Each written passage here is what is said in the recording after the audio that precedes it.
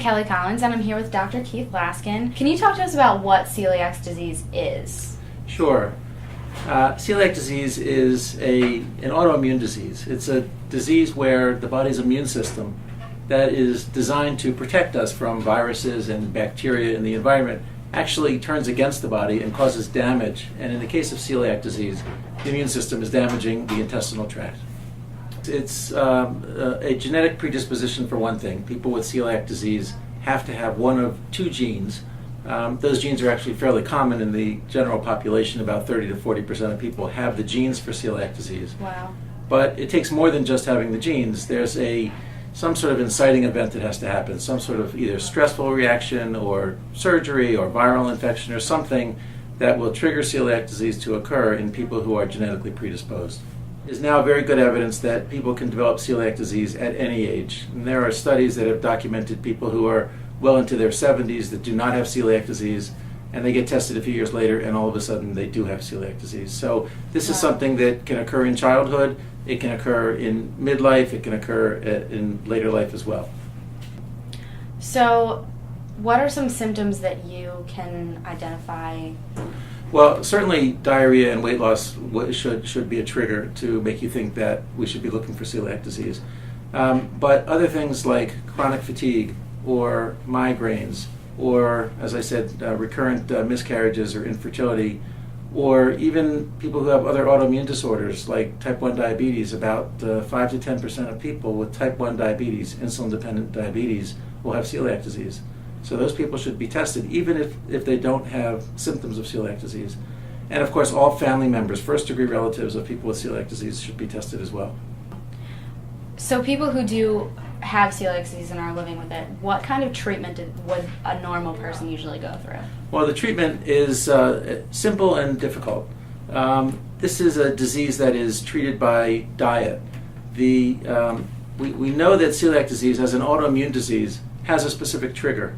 And this is really the first autoimmune disease that's ever been identified as having a trigger, which is very exciting because for the first time we know that autoimmune diseases can be triggered, and if you can identify the trigger, you can actually turn off the disease. So imagine for some of the other autoimmune diseases like type 1 diabetes or rheumatoid arthritis or lupus, imagine if there was some trigger that you could identify that you could take away and have the disease go away. So we now know that for celiac disease, the trigger is dietary gluten, and the treatment is to eliminate gluten completely from the diet. Great. Well, thanks so much for being with us, Keith. All right, thank you.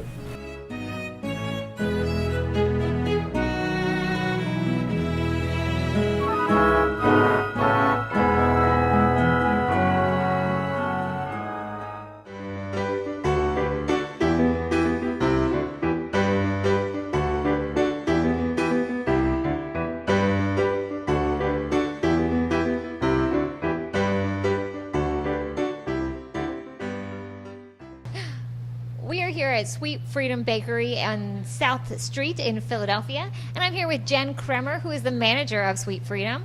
Hi, Jen. Thanks for having us. Yeah, thank you. Thanks. All right, so Jen, tell me a little bit about this bakery. We got started because our owner, Allison Lubert, had a lot of food sensitivities, wasn't really excited with the things she was finding on the market, and as we've discussed earlier, didn't find gluten-free things that she thought were really good, and she wanted to be able to put out a product that was good for everyone and tasted good for everyone, which is the real trick. So she started experimenting. She's a pretty good baker and put some things together and managed to come up with a big plan, and here we are. So, in a allergy-friendly nutshell, that's how it all came to be. But we're more than gluten-free. We're also corn, soy, dairy, eggs, peanuts, which is why I made that little silly joke, refined sugar, and also tree nuts, with the exception of coconut. We do use coconut oil for our fat and coconut sugar to sweeten things. Okay. A lot of times when you hear everything free or gluten-free or those kind of negative connotations, they kind of pose that, oh, I don't have any of those Flavor-free, allergies. Yeah, exactly. fun-free. Yeah, but no, that's gross. not All of those words kind of come into play. Like, how do you kind of get rid of that negative connotation and kind of bring back in the fun and the excitement around these amazing desserts that look delicious? Well, thank you for the compliment. No problem. First of all. That really is our struggle. A lot of people see that everything is free, and they're like, well, what could possibly be in it? And they're afraid of it. A lot of people are not very adventurous, and so that really is the struggle. Primarily, we market to the communities that we know need us because they're a little bit more adventurous.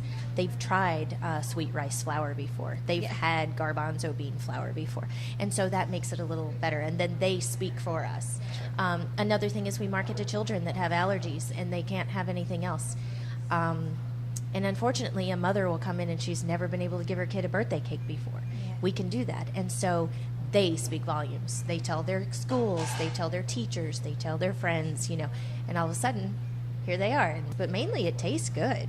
And so when you hear people say it's good and you come in and you see how pretty it is and taste for yourself, we always have samples, we're happy to let you try anything, then you have a smile on your face and you tell others. So we're going to try some stuff in a few minutes, but why don't you tell everyone where they can get this stuff? I know that you can go to your 2 locations that we talked about earlier, but how else can we get these foods to us? So we also have a website. It's sweetfreedombakery.com. And if you click on the top left-hand corner for order online, then we will ship right to your door, and we ship all over. I am excited to try this. What do we have here? Okay, so one of our best-selling cupcakes is a fake hostess. Awesome. It's a chocolate cupcake. In the center, it's stuffed with vanilla cream. Then we dip it in chocolate ganache, and it has a cute little swirl. Can't go wrong. So you can't go wrong with that, exactly. We have a thumbprint cookie, which is traditional thumbprint cookie filled with jelly. Okay. That one is blueberry. We also have a blueberry oat crumble. We do 2 oat crumbles every year. In the fall and winter, we do apple. And then, of course, today being the first day of spring, yay! We're introducing the blueberry today. It looks amazing. Blueberry oat crumble.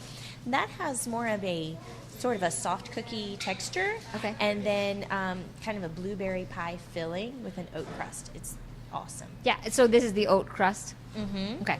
And then finally we have a cookie crumb donut. That's my favorite. It's a vanilla donut dipped in chocolate and then rolled in chocolate chip cookie. Done. I think all of my favorite things have been just combined into one thing, so I'm very excited about that. All right, great. So which one should we try first? The donut. Obviously. I mean, it's the morning, so that makes sense. Start with breakfast. All right. I'm going to use a fork so I don't look like a That's fine. I did that to be polite.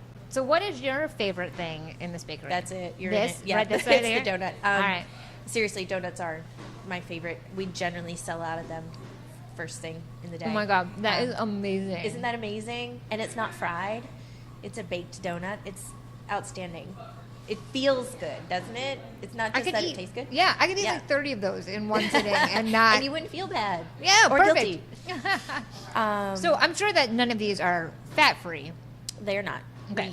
Our fat is coconut oil. Oh, cool. So it's a medium chain fat. So there's certainly, you're going to get calories. You're also going to get more protein because we use higher protein flours like garbanzo bean and fava bean, that sort of thing. So, and then of course protein combats sugar. For anyone who's diabetic, they might enjoy hearing that news. One of our cupcakes would be essentially the equivalent of a medium apple. Oh, wow. So it's not as sugary as other bakery items. Yeah.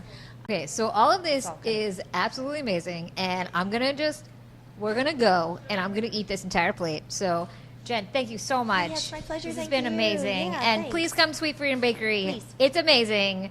Find them on the web, sweetfreedombakery.com. Mm-hmm. All right, we'll see you soon. Thanks.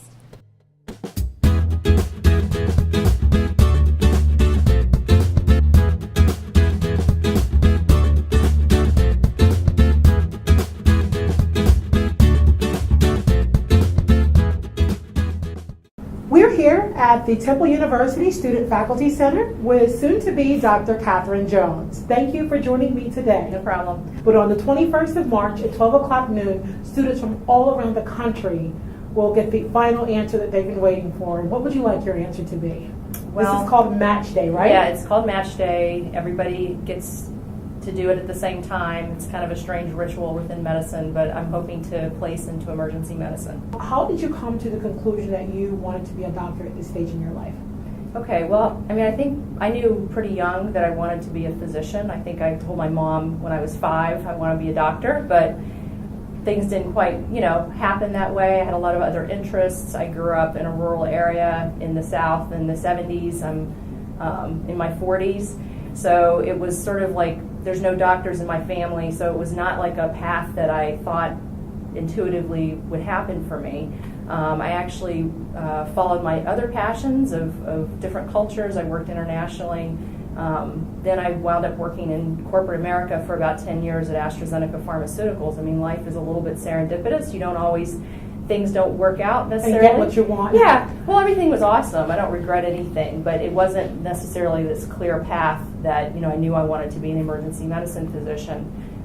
In my 30s, a couple things happened to me that really made me think about what I wanted to do with the rest of my life and how I wanted to give back. And my mom was diagnosed with a terminal illness when I was 34, and that really sort of shook my world, and I kind of realized that I needed to really commit fully to what I wanted in my heart, and that was to become a physician. If you had to do it all over again, what would you do different?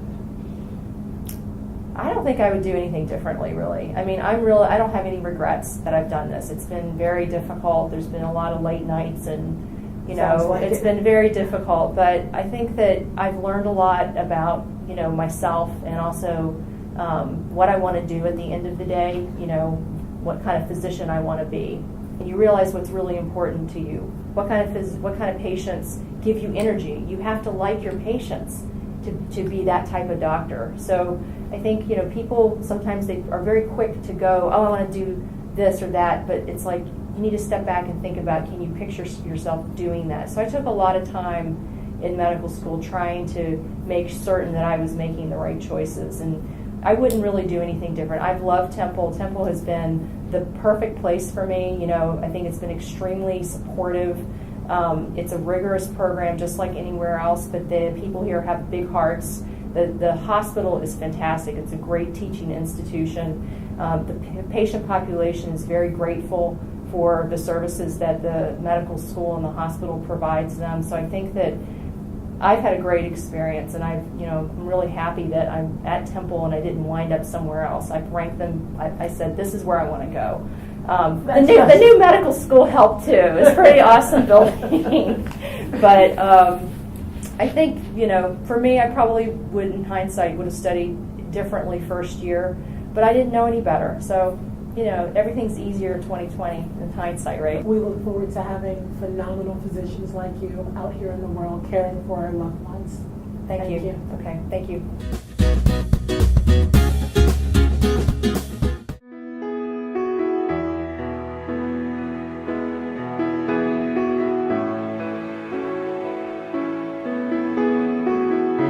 I'm Flavia Herzog-Liebel, registered dietitian for Health and Wellness.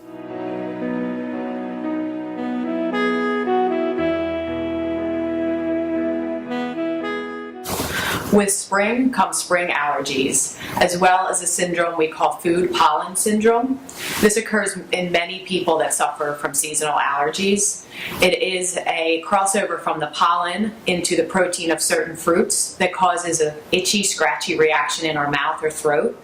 It is not deadly as a food allergy like a peanut allergy would be, but it is uncomfortable and concerns many people, so much so that they eliminate those fruits or vegetables. Once those fruits or vegetables, however, are cooked, the proteins break down, and therefore we don't have the same allergic reaction, so it is still safe to incorporate them in your diet. This most commonly occurs in children in their late teens and as young adults, and we can grow out of it, and often we have consumed those foods frequently before the reaction will occur for the first time. So hang in there, you'll probably outgrow your fruit or vegetable allergy.